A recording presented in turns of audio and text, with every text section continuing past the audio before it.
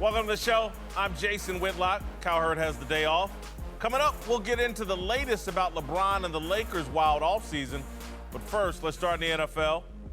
According to some of the NFL's harshest critics, the league is evil because players don't have guaranteed contracts. This is an atrocity. It's proof that the NFL is run like an 1800s Southern plantation.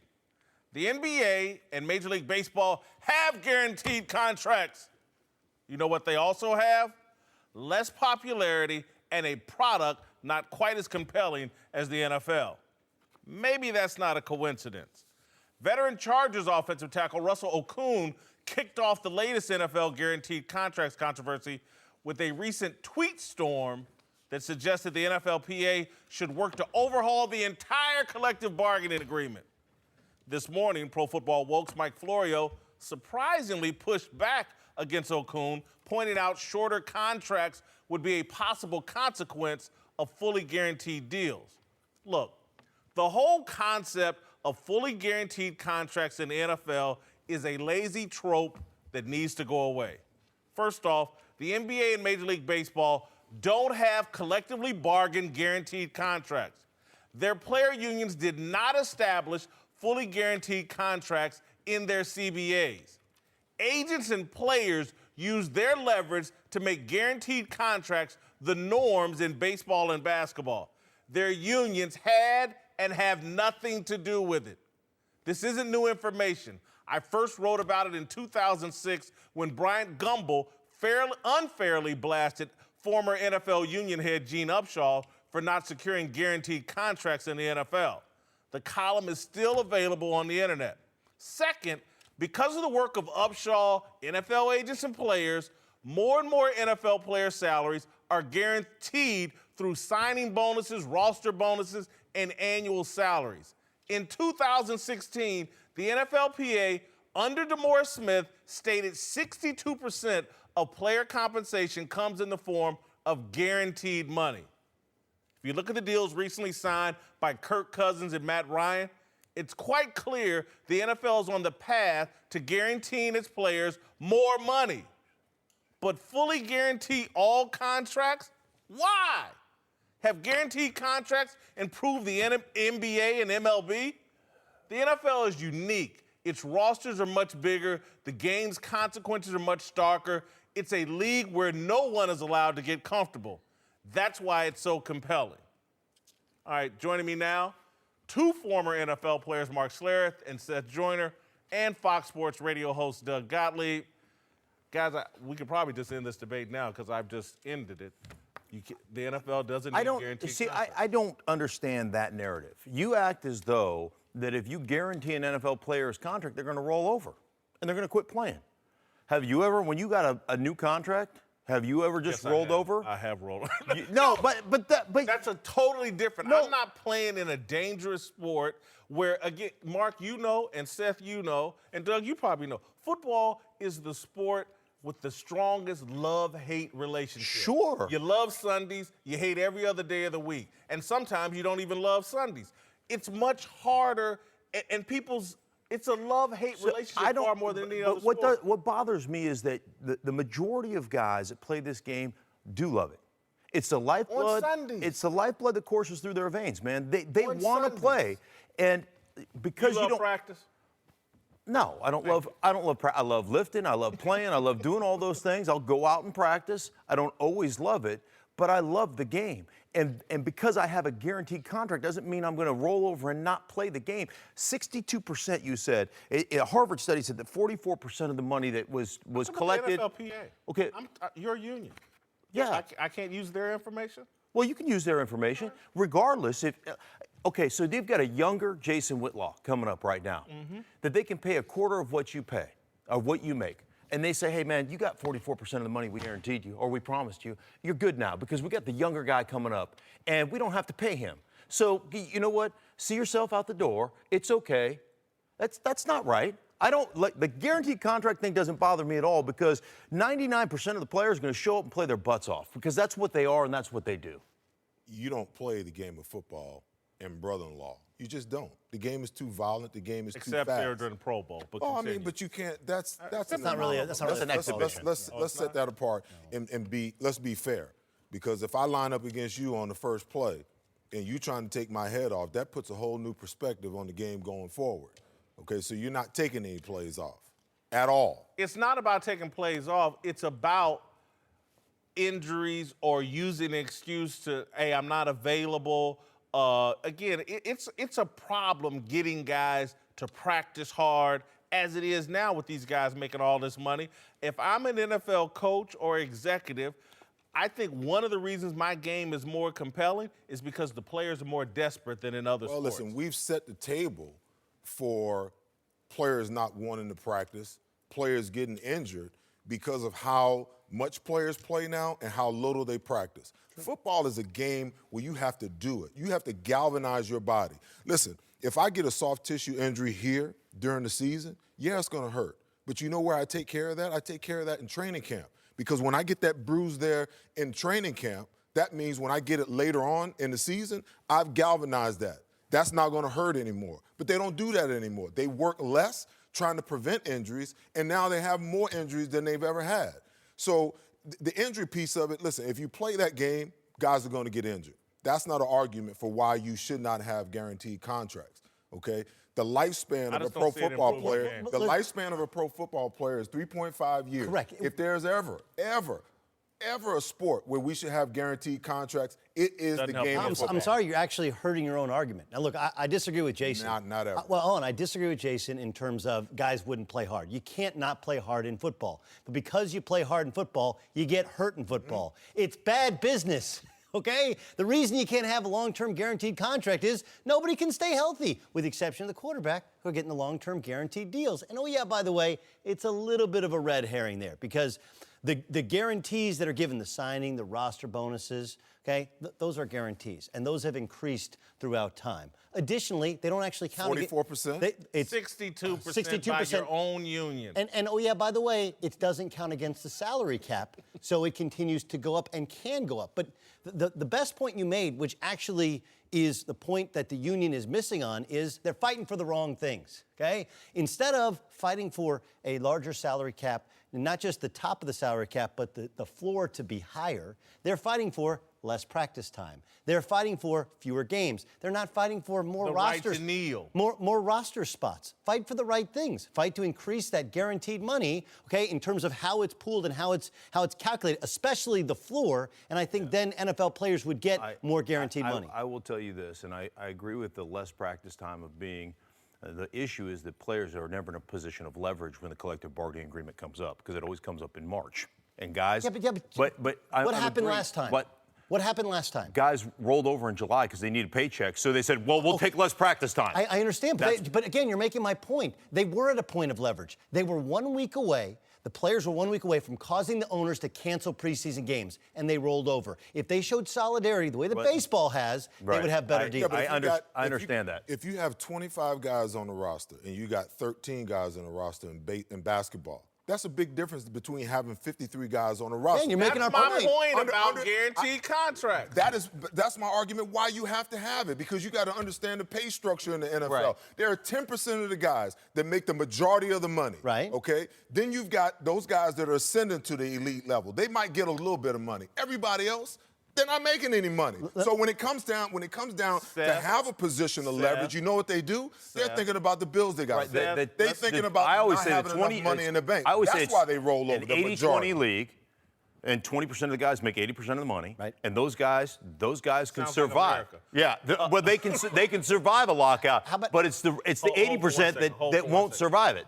So here's where I disagree in terms of, we got people out here watching. When you say they're making no money, I didn't say they're not making any money. Hardly anything. $500,000 to play a game with all the celebrities, all the ancillary benefits. Let's don't kid ourselves that these guys are out here getting abused and no one's compensating them for the risks that they take. The guys that are making very little money, for the most part, aren't on the field a whole lot. So let's be And their careful. careers last 2 You years. got 11. And You got 11 2 starters years. on one side, 11 starters on the other side, and the guys on the special teams. Those guys can be replaced at any moment. So out of a 53-man To roster, me, y'all don't you got fight for 22 we guys gotta that move to a really, different really topic. matter on the roster. We It's got to move to a irreplaceable. different topic. All right. Listen, this is where I think everybody's got it wrong. Fight for guaranteed contracts. I think they need to be fighting for more players. If more players would make the game safer and more healthy. Why? And more guys to share the workload. More guys you can actually practice with. Why? To You'd me, be able to play, maybe be able to play longer. Yeah. If you had more guys, you wouldn't take the beat. I would go for a roster size of like 65 players, an additional 12 per team, and then I would require everybody to participate on Sundays, share the workload. I don't, and then I would go to 18 I don't even games. care about playing on Sunday, Yeah. but having an extra 12 guys on your roster so you don't have to take any scout team reps. Expand the practice squad. That would be beneficial. Well, that would that's be what he's beneficial. saying. That's true. You know 100%. you know what's amazing? Everybody thinks baseball has the best deal. Okay, Aaron Judge, pretty good player, right? Second runner-up for MVP. You know how much he makes this year? Yeah, he's making about 500. $622,000. In baseball, he spent 3 years in the minors. In his first 3 years in the majors, he makes nothing. So again, the pay scale, the structure is completely different. Baseball players' careers are longer, so that once they make it, they get paid. NFL players actually get a better deal out of the chute with guaranteed contracts in their first contract. Depends on And- where and you're then- drafted.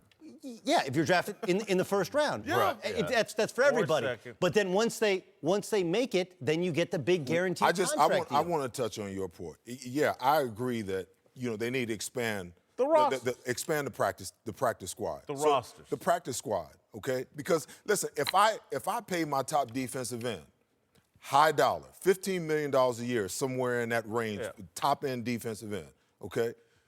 I don't want his backup on the field in crucial situations. Right. I don't want him on the field. Coach around that. You I'm can't. talking about, look, said to me, the NFL, there's two things that should be an objective: winning and making as much money as possible. Those should be the only two objectives. You worrying about the strategy and blah, blah, blah, all that, I wouldn't want players worrying about that. Winning and how much money can I make? If you expand the rosters and you take a guy that plays 65 snaps and he only gets to play 50 or 45, and he's still going to get paid. Then now you can play an 18-game schedule, increase the overall revenue, and make more money, and perhaps play a longer. I guess my mentality is just career. wrong because in my career, I never wanted to come off the field. I never. Nobody wants to come And off the field. nobody- I get it. Those guys are and if I'm- backups. and I if get I'm- it. They're backups for a reason. You don't want to back up on the field in crunch time or in any play. And I because see it all the time in the NFL. I'm watching games every single Sunday. The most crucial time of the game. The guy that you're paying the most money, gotta he's coach standing on the around him. sideline with a water bottle in his hand Doesn't happen or oxygen mask on his face, and I got a backup in that can't even get to the quarterback. I'm paying that guy to play. I one of the want him issues on the field. we have had in these because we have negotiated for the wrong things, and I'm 100% with you on that.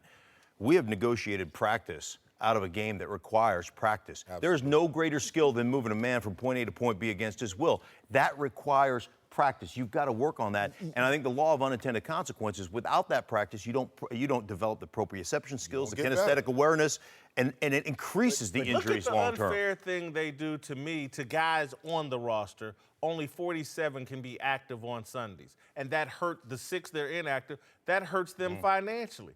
These are the type of things the players should be fighting for rather than, again, the NFL is already moving the direction with more fairness or more guaranteed money. But for Russell Okung to kick off this thing like we're going to get fully guaranteed contracts through the CBA and we're going to – that's bogus. It's not going to happen. It's not good for business.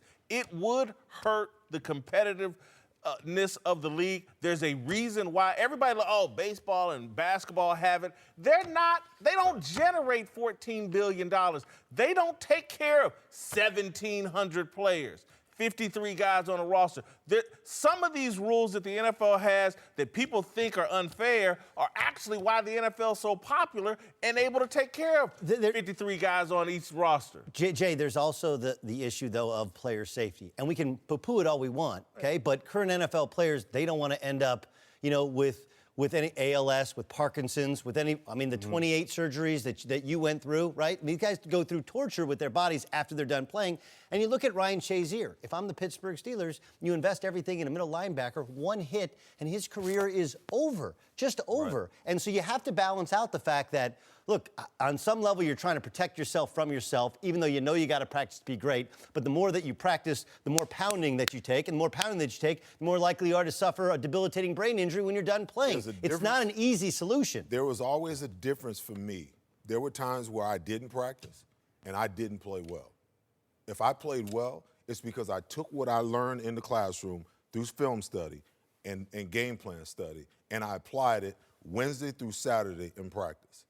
And when I did that, I had the full confidence that I could go out on the field and accomplish everything that I need to accomplish. If you showed me something, I knew what you were doing ahead of time. But when you take guys out of that mode, it affects. Here's my point. These things that you guys are talking about, they affect the quality of the product. Everybody in the NFL, to me, can play at some level enough for a fan to enjoy the product. If I'm a Warren Sapp, if I'm Seth Joyner, if I could make the same amount of money for playing 50 snaps a game and playing at crunch time and in all the important downs as I can playing 65 and I can make as much, if not more money, those are the type of things I would be fighting for rather than going off on this pie in the sky. And the NFL should do what leagues that don't make nearly as much money as them do. That's what everybody's arguing. Yeah. Let's adopt all the rules that everybody else is doing that's not as successful as we are. I would tell you this, is that... You should take up my diet. Right. You should eat like I eat. That's basically what you guys are arguing. Well, we're arguing. I think the thing that bothers NFL players more than anything, and I understand the business aspect of this for owners, right? I also understand that there's probably 8 owners in this league that really want to win a championship. That's about it. The other guys are just watching the value of their franchise grow year after year. No, If a championship comes, great. But the bottom line is, I understand the business aspect of it. The thing that irritates me as a former player is to say that we'd all roll over if we got guaranteed contracts. It's 16 games. Strong word that I never use. Okay, it's 16 games. That to me is the compelling part of the NFL. It's not the guaranteed contracts or the lack of guaranteed contracts. It is there's 16 games, so every one of those damn things is important. Walk into a facility on Monday after a loss, and I'm telling you what, it's a miserable place to be, and the coaches are, they're on you. Walk into baseball after a loss, one loss. Hey, it's 162 games. We don't care. And you want to adopt You're actually their making rules. his point kind of for him. No, the guarantee is not going to cause you to roll over. No, they call it an NFL not for long because if you don't play well and you don't play hard, you're gone. You talk about the popularity. The reason why the NFL is more popular than everybody else is just the point he made. There's a lot of reasons. Hi, guys. It's the Herd, Colin Cowherd. Before we get back to Speak for Yourselves podcast, I want to tell you about Toyo Tires. UFC fighters are tough. You know what else? Toyo Tires. That's why Toyo has been around and a proud sponsor of UFC. Like the fighters, they're built for battle. It's an all-or-nothing philosophy. Aggressive design, durability, on- and off-road capabilities. Yes to all of them. Living life on the highway? Toyo, T-O-Y-O, has you covered. No matter what you drive, Toyo has what you need, and frankly, the tires just look cool. Nothing ruins your day faster than being stranded on the side of a road with a flat tire. Any vehicle, any terrain, all or nothing. The next time you need tires, ask for Toyo. To experience more, visit TOYO, toyotires.com/UFC. toyotires.com/UFC. Now, let's get back to the show. All right, welcome back. Mark Schlereth and Seth Joyner are back. Let's move to Philadelphia, where despite leading the Eagles on a heroic run to the Super Bowl last season, Nick Foles still insists he's perfectly content to be Carson Wentz's backup. As the Super Bowl MVP explained in a recent new interview, he thinks there's more to life than being a starting quarterback. I would love the opportunity to lead a team in the right situation. I'm not just going to step into a situation that I don't enjoy the people I'm working with. I don't necessarily like the offense. It's not fun. I want to enjoy where I work. I want to be with people that, there's GMs listening to what I'm saying right now say, I don't want a guy like that. Everything's got to be football. He's got to want to be a starting quarterback. He's got to want these things. And quite frankly, I don't want to play for you because you're not going to get who I am.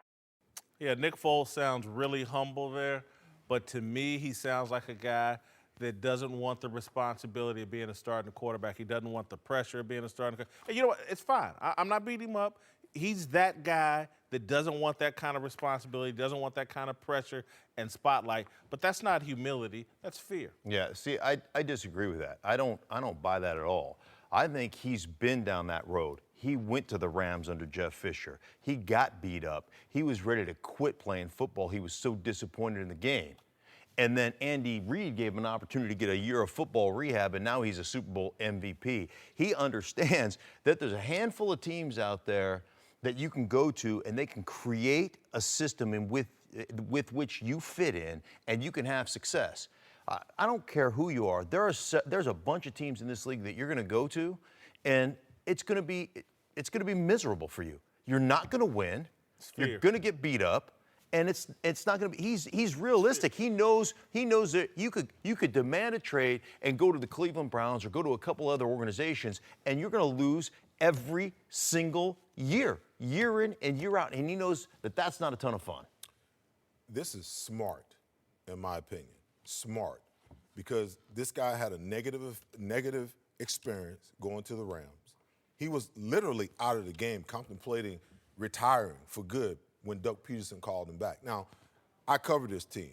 So, listen, this team is the most uniquely different team that I've seen in a long time. And I'm not saying that biasly because I used to play for the Eagles. Speaking truthfully, this is what makes this team so uniquely different and why they won the Super Bowl last year. For this reason, when Carson Wentz went down last year, one of the first questions that everybody asked Nick Foles was about, okay, you're the starter now. He was like, this is Carson Wentz's football team. He knows that Carson Wentz is the future of this football team. And for him to be in that position and admit that he's okay with that, why are we killing the guy? Listen, they had him under contract for another year. They sweetened his deal to keep him as an insurance policy. Okay, so why should he be in a hurry to leave a place like Philadelphia where he's revered right now? Is this the mentality that you all had when you were in the NFL? I'm fine being a backup. I'm good. No, because neither of us were backups. We were both starters. And he just won. Were you MVPs of a Super Bowl? No. He just won the MVP, took him on a run. Right, but here's the deal, Jason. He can be a free agent next year, and then you know what? He can handpick a system and a coach in a place where he knows he can have success. Right now, he's a tradable commodity. And if you're traded to the Tampa Bay Buccaneers and Dirk Cutter runs a system that you don't really care for, what are the odds of you having success in a system like that? So why not collect my $9-10 million this year, bail out Carson Wentz if he's not healthy enough during the course of the regular season or if he needs a couple of breaks during the season, and then become a free agent and go, okay, there's team A, B, C, D, E, F, G. I'm still young. I'm still in my prime as a quarterback. I can handpick the perfect situation with the coach that I want to play for, and that's where I'm going to go have success. That sounds good, and it makes some sense. Right. But he just said what he said, and he knew exactly how it sounded, that there are GMs and coaches listening to that going, this dude, he don't really want it. He's not desperate to be a starting quarterback. There's 32 starting quarterback jobs in the NFL. It's the most coveted position in all of sports. And this dude doesn't want one. Unless he can handpick or blah, blah. It's not, I'm with the GMs that are a little bit put off by it. He's comfortable being a backup. And this is what we were talking about in the previous segment about guys getting comfortable. And the NFL is built in a way to make you uncomfortable. This dude's comfortable being a backup. And that's why I'm sitting here. I don't guarantee contracts for guys that play in a game that's this hard and has this much pressure because there's all kinds of ways to lay down. What he's saying, and that's what I just heard from Nick Foles. He's laying down. What he's saying, Jason, is that I committed career suicide by becoming a member of the Rams. I'm not going to make that mistake again. How was it career suicide? He just won the MVP. Listen, he survived. Anything you survive makes you stronger. After his success in Philadelphia with Chip Kelly, okay, he went to the Rams. Right. Total wrong fit. Got okay? it. And it just stole every love of the game that was in him. Stole his heart.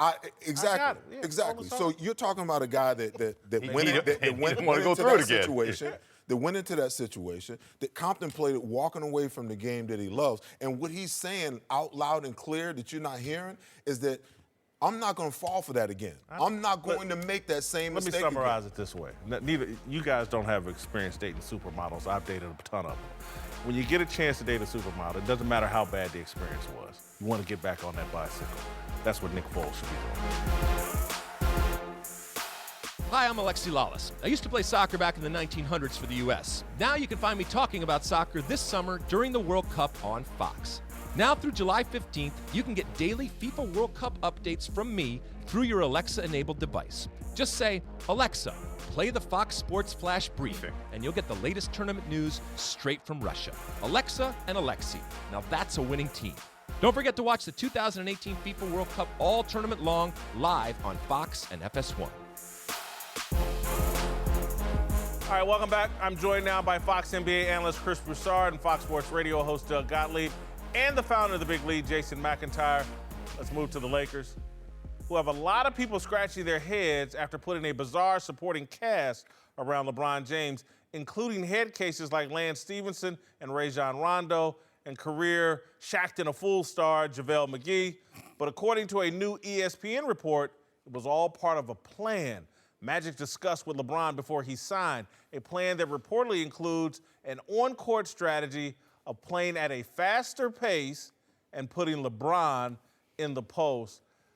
I'm not buying the report. No offense to Ramona Shelburne or Brian Windhorst, two people I respect a great deal. I'm just not buying it. I don't think Magic went over to LeBron's house on Saturday or whatever day that was, and man, we're going to get Rajon Rondo and Lance Stevenson and JaVale McGee, and this is going to be great. I just don't. If that's the conversation they had, LeBron's crazy. And so I just don't buy it. I think it's an excuse for the fact that they've been a little bit inadequate in surrounding LeBron with the right players. I buy it, and it might not have been as neatly packaged as the article made it seem. I'm sure that wasn't the case, but I do buy that this was the conversation. And look, I like the idea of LeBron James playing in a system rather than being the system. Because I've said for years, when he's the system, you're going to be really good. And if you got some decent talent, you're going to be a contender. But you're not going to beat a group of smart, intelligent players that can shoot the basketball and play as a team, like San Antonio and Golden State, the teams that keep beating him in the finals. So I like this idea. It'll be easier on him if he plays some in the post, at the elbows, in the wing, off the ball. He can get his 25 to 30 points off the ball. And if he can run the floor like he did last year, maybe just for these next 2 years or whatever, that could be a good fit with Lonzo, because one thing Lonzo can do is push that ball on the pass. So I like this idea.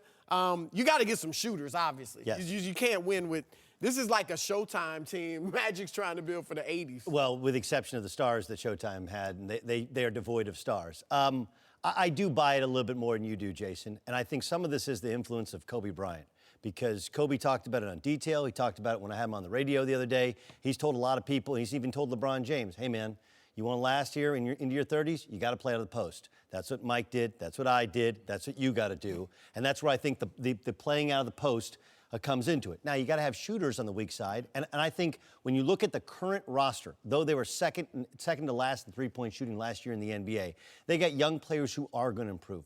Lonzo's shot is screwed up, but he's going to make more shots. And then you have Ingram, you got Kuzma, you have Josh Hart. Those guys are going to improve in their time in the league. And so what they wanted was some dogs, some guys that are competitors, some guys that he respects that they're going to get after. They're going to get more out of what they have left. And look, dude, there wasn't much on the market. It was a terrible market. And so what'd they do? Let's just be as competitive as we can in the first year, see what we can get. and then they're all signed to one-year contracts. And if they have bad attitudes, they're not good enough, they're gone. We're getting our 2 other stars next year. I got to side with these gentlemen, Whitlock. The word I keep coming back to is trust, okay? LeBron trusts Magic Johnson. I don't think there was any trust with Dan Gilbert. That's why he kept signing the 1+1 deals. This one, 4-year commitment. There's an out after year 3, but that's a serious trust thing with Magic. He believes, whether it's Kobe and Magic, but the Laker entire front office, that they can put a team together. And I don't know why people are hating on this team, honestly. The Lakers were the 3rd youngest team in the league last year. LeBron played for the oldest in Cleveland. Now you add veterans like Lance, who's been in playoff wars, JaVale McGee, Rajon Rondo. Listen, hey, but by the way, Doug, if Mr. Rondo has, he's had a great career. If Lonzo Ball has as good a career as Rondo had, that will be a success, because Rondo's had he had a great career. Rajon He's Rondo supposed to be better than Rondo. Rajon Rondo and I think Lance Stevenson over the past couple years, they played on like 11 different teams. You know, they've been everybody's tried to make it work with these guys. I'm just not buying it. And then your point about LeBron not being the system and playing in a system, I agree with you. But David Blatt tried to install a system. That's true. And I remember watching the first game, and I saw LeBron go, second half, I'm done with the system. Give me the ball. All this running around and setting screen. Oh, look, there is the potential for that. No question. If he sees it not working, he'll go to his instincts and get the ball and do what he always does. There's 2 people on this roster who weren't hired by Rob Pelinka and Magic Johnson. Brandon Ingram's one. Okay, he was drafted by the previous regime. Okay, and Luke Walton's the other. He was hired by Jeannie Buss. He wasn't hired by Pelinka, wasn't hired by Magic. And that's where the story of him not communicating at all with Luke does perk up your ears. But let's catch our breath and remember, if things go right, Rondo's not going to be a starter. If things go right, Lance isn't going to be a starter. And so if you say, are those 2 pretty good bench players? Yeah. And you know what? JaVale McGee was good this year. Matter of fact, Steve Kerr made a mistake. Should have played him against the Rockets, and they wouldn't have been as big a mess as they were in. He fixed that mistake and played him in the finals, and he was damn good in the NBA Finals. He's not great, but considering the market that was out there, considering the young roster that they got some dogs. They got some guys that competed at a high level, and I think LeBron thinks he can be a good influence. Awesome in the JBA. I would put him in the JBA with the hardball championship pedigree team, or the Big 3. I would put him in the Big 3. He'd be dominant in the Big 3. All right, to a guy the Lakers are still hoping to add, Kawhi Leonard, though he might not be interested anymore. After LeBron signed in L.A., it was reported Kawhi was now more interested in joining the Clippers, not wanting to play second fiddle. But now ESPN's Adrian Wojnarowski says Kawhi doesn't want to play for the Clippers either because he'd still be in LeBron's shadows. I don't get this, and I'm starting to go a little Ricky Williams with Kawhi. I know Kawhi doesn't talk, and so this is all second, third-hand information or someone close to Kawhi, blah, blah, blah. Kawhi's quirky. He doesn't get along with Greg Popovich, and it's fine for me. I'm a media person. I don't like Greg Popovich, but if I'm Kawhi Leonard and the guy just turned me into the second-best player in the league, I would get along with Greg Popovich. Kawhi Leonard, I'm putting a little buyer beware tag on him. He's a little quirky. He's a little different. He's got some Ricky Williams in football. You remember the running back? Yep. A little eccentric and off, and wasn't performed well, but didn't have the career that He's Ricky Williams minus the weed issue, right? Yeah. Right. You agree with that? I think we are raising a generation of dudes that are a little bit off in the NBA. Okay, what'd they say about Trae Young and Michael Porter Jr.? Okay, 2 guys that teamed up in AAU. You ask any NBA guy, like, man, they look the part, but they just don't interact with human beings nearly like a lot of guys. Just this generation. Yes, that's what I'm saying. Kyrie Irving, kind of same way. Earth is flat, just kind of thinks a little bit differently. And Karl Anthony Towns. Karl Anthony Towns, right? And Karl Anthony Towns doesn't get along with Jimmy Butler because Jimmy Butler is a real dude, and he struggles to have a normal conversation, and Jimmy Butler's not with it. So you're not wrong in that Kawhi Leonard is a little bit different. I don't think he's as far different as the others that I've mentioned, but that's a problem with some of these young prodigies in the NBA is they lack the social skills to simply interact with people. People don't have conversations anymore. I had a college coach tell me, it's a great line. He's like, look, if I put 5 cell phones on all of their chairs during a timeout, we'd get tons of stuff accomplished. We don't have cell phones, so they actually have to talk to one another, and it's a disaster. Nobody says anything anymore. This is a problem more generational-wise than just on Doug, are we Kawhi Leonard. killing Kawhi too much? 6 years in the league. First 6 years, no problems. Quiet guy. Improved in points and assists per game every year. And then all of a sudden he has a year where he's hurt and his teammates backstab him, and now he's a Ricky Williams problem? I feel like this is a little knee-jerk, guys. We're going after him a little hard. Again, his team was backstabbing him in the press. You do that? Hold on. I mean, They actually front stab. Hold for 1 second. Play the Tony Parker clip. This brutal backstabbing that sent this guy off. This actually proves my point. Play the clip. This proves my point.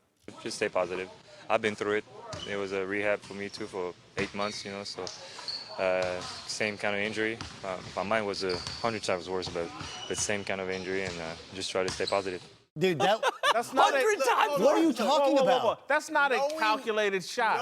He's right. Look, knowing Tony Parker. That's not a calculated shot. I've talked to Tony Parker enough to know he doesn't have an edit button. I don't know if it's a cultural thing or whatever. Right. He just says what he says. Now, that was a harsh comment, but did Tony mean it like, I'm going to take a shot at... Well, he could have easily apologized. I don't He could think have apologized. Tony is like that. I had Tony the same said, injury, only mine was 100 times worse. He is soft. That's and what laughing. he believes. Yeah. That's what he... I understand. Okay. That's a shot at your teammate. Why? Look, with all due respect to Woj, who I have great respect for, I don't buy that he doesn't want to play with the Clippers now because LeBron's in L.A. If he doesn't want to play for the Lakers, which is not true either, because LeBron's there, and doesn't want to play for the Clippers because LeBron's in L.A., doesn't want to play for the Spurs, doesn't want to sign in Philly. I mean, then you're right. Then he's a lunatic. He doesn't know what he wants. I don't think that's the case. My point about the Tony Parker thing, if someone I work with is caught on tape saying that about me, I'm just sorry, it doesn't do anything to me. It just, he's Get not out of taking here, a Jason. Pot, he's not, No, he's not taking a pot shot. This dude was just saying something in the it wasn't like it was, I'm about to get asked a bunch of Kawhi questions. He got asked a Kawhi question. He gave an authentic answer that wasn't intended as a pot shot. In writing, it looks like a pot shot. When I watch it, I'm like, this dude, Kawhi, is a little too sensitive. No, because he's calling him soft. He's calling into question whether or not he could play through injury. Happens. It doesn't happen. happens. Tell me when else it happens. My best. No, friend, in sports. Basketball. No. I'm about to. Okay. I'm about to answer your question. My first day of football practice as a high school player, my favorite, Tony Burchett, called me the P word out in front of everybody. Which is what Tony Parker just did. Made me a better player. My first day of practice as a sophomore totally changed me as a player. From that moment on, I tried to annihilate everybody. Tony Burchett, love him to death. Tony, I know you're watching. He's one of my best friends. He's grown, he's obviously older, but he's one of my best friends. Kawhi's got to get Tell me when it happened in professional sports. 6 years together, and that's what you get. Whether that happened or not, he wanted out of San Antonio. All right, welcome back. Chris Broussard, Doug Gottlieb, and Jason McIntyre are back. Let's move to San Antonio, where the Spurs' first-round draft pick, Lonnie Walker, sparked some reaction on social media yesterday after tweeting out a controversial anti-4th of July message on America's birthday. The tweet, which has since been deleted, said, quote, "We'll never celebrate 4th of July. Know your history and stay woke."